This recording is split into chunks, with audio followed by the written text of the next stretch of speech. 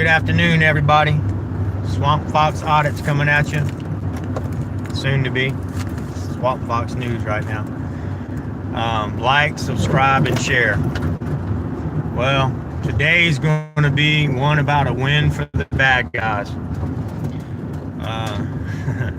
And it just goes to show that once again, the government corruption that goes on with the police, the prosecutor's office, the governor's office, the mayor's office, right on down to everything. Now again, this is, and I'm going to report on every state, okay? Not just our state, but every state. So I have some reports coming on our state soon.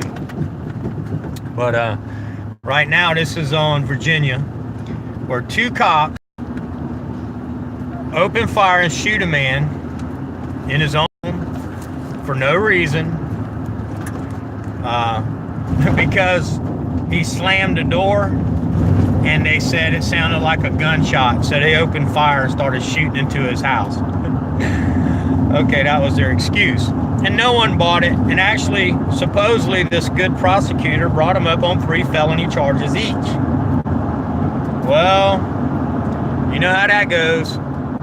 It's done flipped now to where they pled no contest to a weapons charge of sort, misdemeanor. It was just a misdemeanor.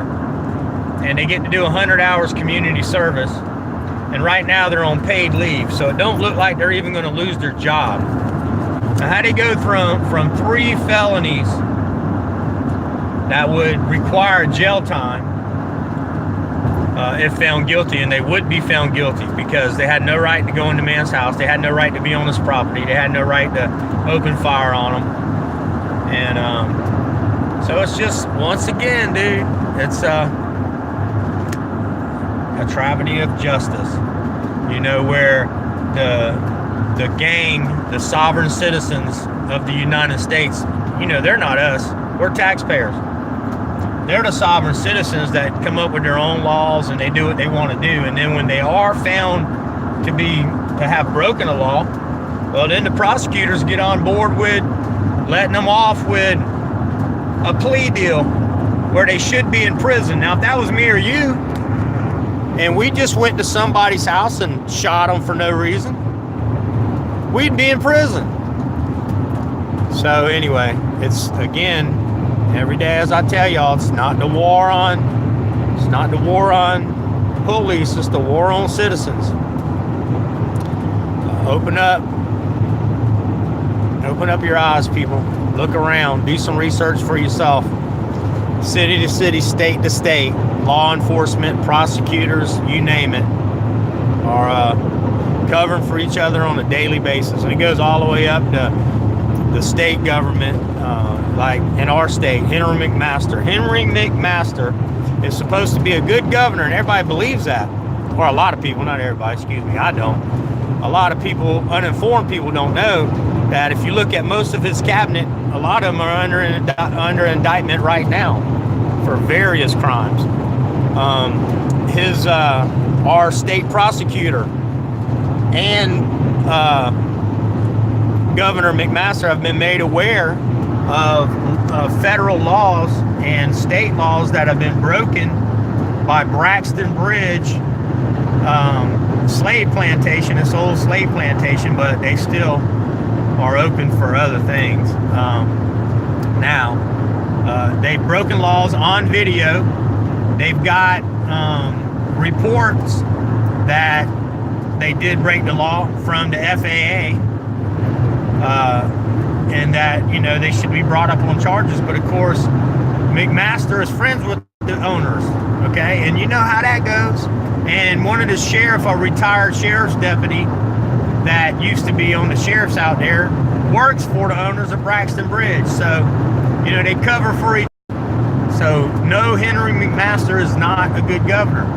And Lindsey Graham is not a good senator. I wish he was going to be primary. The only other option is this Democrat that's running against him, and we can't go that way. He's a Clyburn Democrat, and we definitely don't want that socialism in South Carolina. We already have enough lawbreakers here now on McMaster's cabinet. But Lindsey Graham's another one. The only reason he's turning to try to help the Republicans in any way right now is because he is running again in 2020. But otherwise, he's just another hidden Democrat. He's a McCain Democrat. He's a Democrat and Republicans voting. So I'm not a Republican or a Democrat, everyone. I'm a conservative, okay? I believe you go out and you work hard. You work for what you got. I don't believe in the welfare system. I mean, people can be mad at me for that. I don't mind as a Christian helping people that are in need. But I don't believe that a working age man or woman, right now especially when there's more jobs than people, should get any kind of welfare. Now, I don't include children in that, and I don't include elderly, and I don't include the mentally ill, and I don't include, really, sick people who need help. I don't mind helping people. I really believe that we should first get help from our friends and family and then our church. If you're in a good church home and you're tithing and you're doing what you're supposed to do, then normally your church will take care of you. I know that happens at our church. If you got bills and you need some food, you need a bill paid or whatever, we're not going to let you get evicted. We're going to come together and help you. That's what you do. So if more people would get into a good church home, we'd need less welfare anyway. But that being said, there's nobody primarying Lindsey Graham. Looks like he's probably going to win again.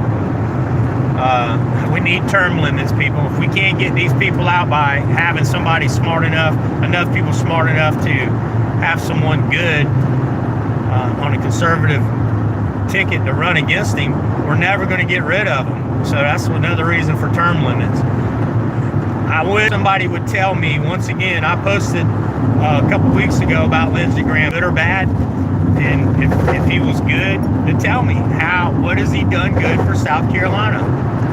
And you can't tell me anything. And people say that Henry McMaster is good. No, everything McMaster done was off of Nikki Haley's coat strings. Now, Nikki, I believe, was a good governor. But if you look into McMaster, you'll see that he's really not. But again, the good old boy club got him on again this time. And of course, there was no one good to run against him as far as the conservative goes. So anyway, I'm just rambling, so I'm going to cut it short. Look into these two cops. Let me tell you their names just in case. I did earlier in case I forgot to. So you can look it up for yourself. Savannah Simmons was 22. And Edward Ferron, Ferron, 41, right now are both on paid leave.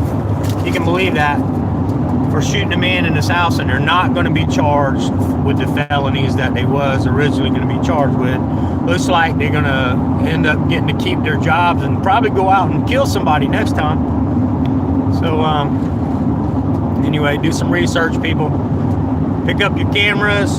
Film the government, film the police, film every action with the police. Your life depends on it. And I don't just mean, I mean your everyday life. You don't want to get hemmed up by them for any reason. But the best research you can do is research Jesus Christ. He is your Lord and Savior. He is the light, the way. He will help you on this earth and in the afterlife. But if you don't get help here, there won't be no good afterlife for you. Tell everybody this every day because I love everybody. And I want us all to live together peacefully. And